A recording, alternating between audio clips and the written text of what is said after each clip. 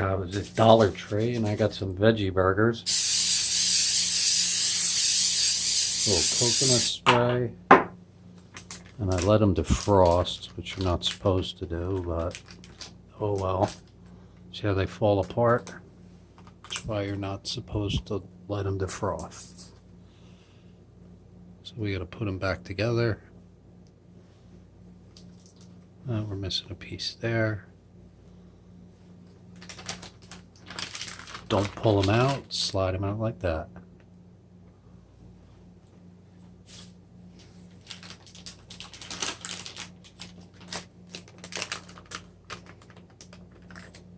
Alright, and break those two.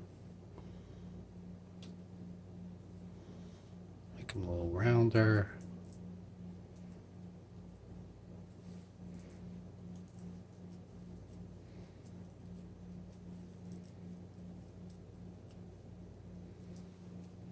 Definitely falls apart.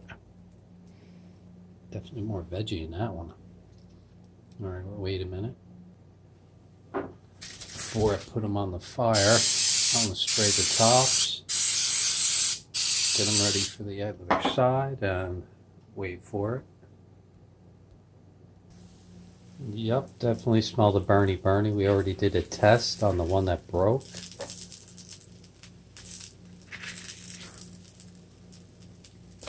Ooh, nice. Not burnt, but perfectly caramelized.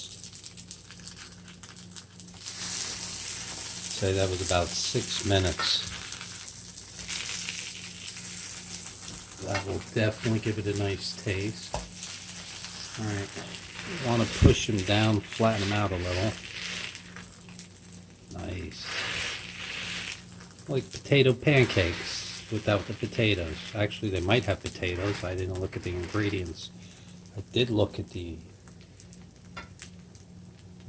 Wait for it. I need to get a clock. Oh man, that's hot.